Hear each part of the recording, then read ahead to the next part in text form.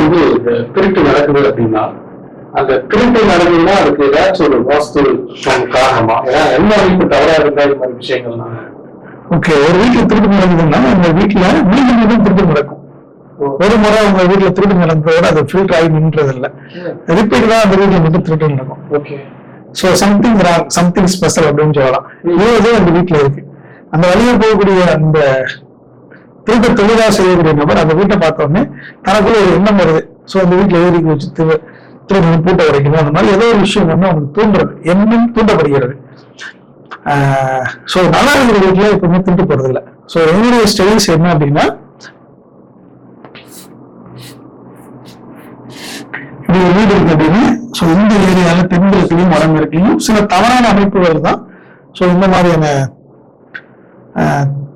திருடு போகக்கூடிய வீடுகள்.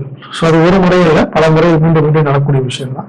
ஸோ இந்த மாதிரியான வீடுகள் தான் ஃபயர் ஆக்சிடென்ட் போறது, போலீஸ் கேஸ், கோர்ட்டு கேஸ், இந்த மாதிரியான விஷயங்கள் இதெல்லாமே ஒரு கம்பெனிகளான ஒரு தவறான கட்டமைப்பு தான். இந்த மீண்டும் சொல்றதுதான் திருட்டு போற வீடும். இப்போ சமீபத்தில் மாதிரி ஸ்டடிஸ் வந்து இந்த மாதிரி நார்த் ஈஸ்ட்ல ஸ்டார் இருக்கக்கூடிய வீடுகள்லையும் திருட்டு போன விஷயத்தை நான் பார்த்திருக்கேன். தென்கிழக்கு வடமேற்கை தாண்டி நார்த் ஈஸ்ட்ல உள்ள வீடுகள்ல பிளானடா திருடான வீடுகளையும் பார்த்திருக்கேன் நான். ஸோ அதுக்கு காரணம் என்னை பொறுத்த வரைக்கும் திருட்டு போகிறது அப்படின்னாலும் வீட்டமைப்பு தவறா இருக்கும் பட்சத்தில் தான் திருட்டு போகும். ஸோ நம்ம ஒரு லாஜிக்கா ஒரு விஷயம் பேசுவோம். நடுராத்திரில நடந்து போயிட்டு இருக்கோம், எதிரி ஒருத்தர் வராரு, அவர் பாட்டு சிவனில் வராரு.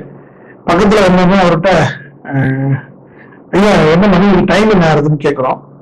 அந்த கேட்கிற கணத்துல நம்ம என்ன பண்றோம், மனசுல ஒரு விஷயம் தோன்றது, நம்ம தனியா வரோம், வீடு கழுத்துல கத்தி வச்சுட்டு நகையை கொடு கையில வருது அப்படி குடும்பம் சொல்லி கேட்டுருவாரோ மிரட்டிடுவாரோ அப்படின்னு ஒரு சில கணப்போ நம்ம அதை அந்த டயத்தை கேட்ட இடத்துல அது ஒரு அந்த கேப்ல வந்து அந்த விஷயத்தை நம்ம வந்து ஒரு விஷயம் நம்ம யோசிக்கிறோம்.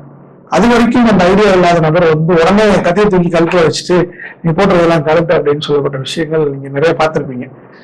ஸோ அந்த மாதிரி தான் இது.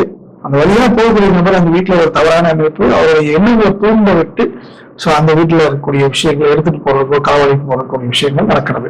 அப்படி தவறு இல்லாமல் அந்த வீட்டுல திருட்டு போகாது. திருட்டு போற வீட்டுல கண்டிப்பாக தவறு இருக்கும். கண்டிப்பா. ஆமா.